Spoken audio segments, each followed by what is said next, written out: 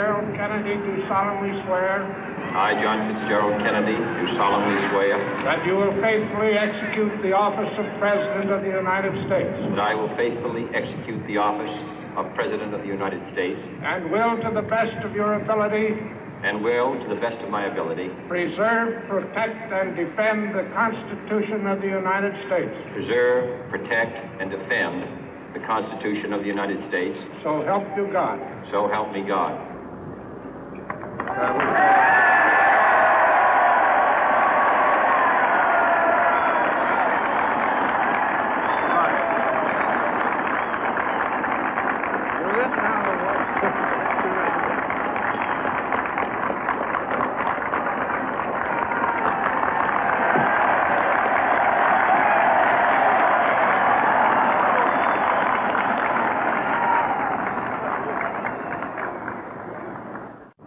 Vice President Johnson, Mr. Speaker, Mr. Chief Justice, President Eisenhower, Vice President Nixon, President Truman, Reverend clergy, fellow citizens. We observe today not a victory of party, but a celebration of freedom, symbolizing an end as well as a beginning, signifying renewal as well as change. For I have sworn before you and Almighty God the same solemn oath our forebears prescribed nearly a century and 3/4 ago. The world is very different now, for man holds in his mortal hands the power to abolish all forms of human poverty and all forms of human life. And yet the same revolutionary beliefs for which our forebears fought are still at issue around the globe. The belief that the rights of man come not from the generosity of the state, but from the hand of God. We dare not forget today that we are the heirs of that first revolution. Let the word go forth from this time and place to friend and foe alike that the torch has been passed to a new generation of Americans born in this century, tempered by war, disciplined by a hard and bitter peace, proud of our ancient heritage, and unwilling to witness or permit the slow undoing of those human rights to which this nation has always been committed and to which we are committed today at home and around the world.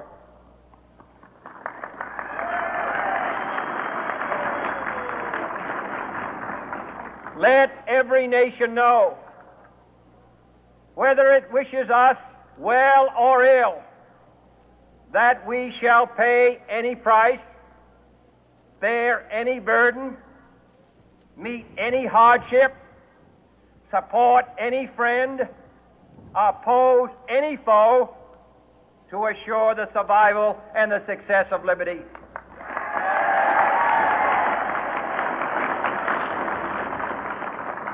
This much we pledge and more. To those old allies whose cultural and spiritual origins we share, we pledge the loyalty of faithful friends.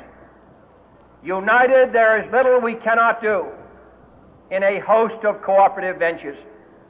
Divided, there is little we can do, for we dare not meet a powerful challenge at odds and split asunder. To those new states whom we welcome to the ranks of the free, we pledge our word that one form of colonial control shall not have passed away merely to be replaced by a far more iron tyranny. We shall not always expect to find them supporting our view, but we shall always hope to find them strongly supporting their own freedom, and to remember that in the past, those who foolishly sought power by riding the back of the tiger ended up inside.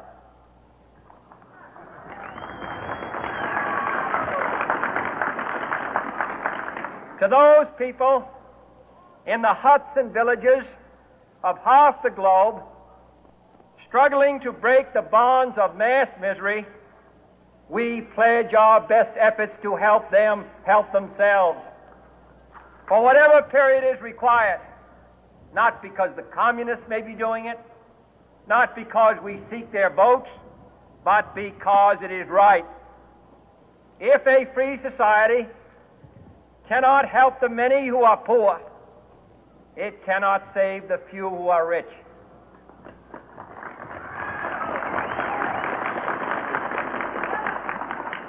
To our sister republics south of our border, we offer a special pledge to convert our good words into good deeds, in a new alliance for progress, to assist free men and free governments in casting off the chains of poverty. But this peaceful revolution of hope cannot become the prey of hostile powers. Let all our neighbors know that we shall join with them to oppose aggression or subversion anywhere in the Americas. And let every other power know that this hemisphere intends to remain the master of its own house.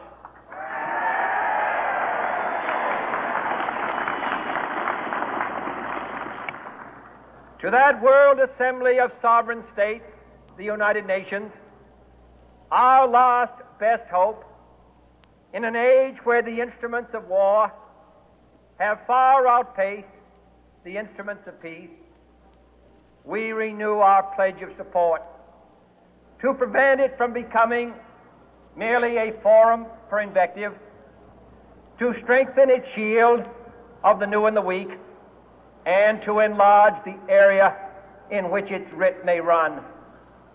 Finally, to those nations who would make themselves our adversary, we offer not a pledge, but a request that both sides begin anew the quest for peace. Before the dark powers of destruction, unleashed by science, engulf all humanity in planned or accidental self-destruction, we dare not tempt them with weakness, for only when our arms are sufficient beyond doubt can we be certain beyond doubt that they will never be employed. But neither can two great and powerful groups of nations take comfort from our present course, both sides overburdened by the cost of modern weapons, both rightly alarmed by the steady spread of the deadly atom, yet both racing to alter that uncertain balance of terror that stays the hand of mankind's final war. So let us begin anew, remembering on both sides that civility is not a sign of weakness, and sincerity is always subject to proof. Let us never negotiate out of fear, but let us never fear to negotiate.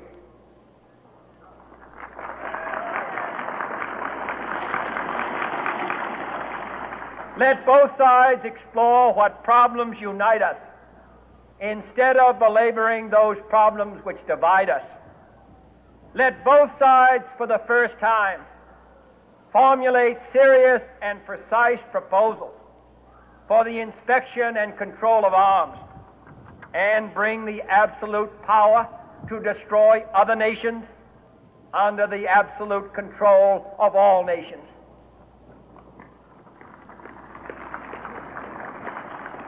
Let both sides seek to invoke the wonders of science instead of its terrors. Together, let us explore the stars, conquer the deserts, eradicate disease, tap the ocean depth, and encourage the arts and commerce. Let both sides unite to heed in all corners of the earth the command of Isaiah to undo the heavy burden and let the oppressed go free.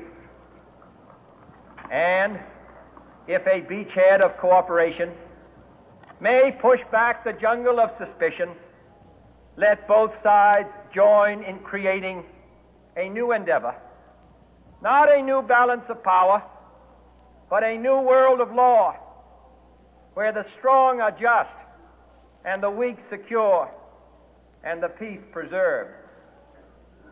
All this will not be finished in the first 100 days, nor will it be finished in the first 1,000 days, nor in the life of this administration, nor even perhaps in our lifetime on this planet.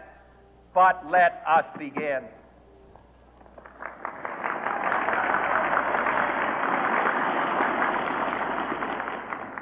In your hands, my fellow citizens, more than mine, will rest the final success or failure of our course. Since this country was founded, each generation of Americans has been summoned to give testimony to its national loyalty. The graves of young Americans who answered the call to service surround the globe. Now the trumpet summons us again, not as a call to bear arms, though arms we need, not as a call to battle, though in battle we are, but a call to bear the burden of a long twilight struggle, year in and year out, rejoicing in hope, patient in tribulation, a struggle against the common enemies of man, tyranny, poverty, disease, and war itself. Can we forge against these enemies a grand and global alliance, north and south, east and west, that can assure a more fruitful life?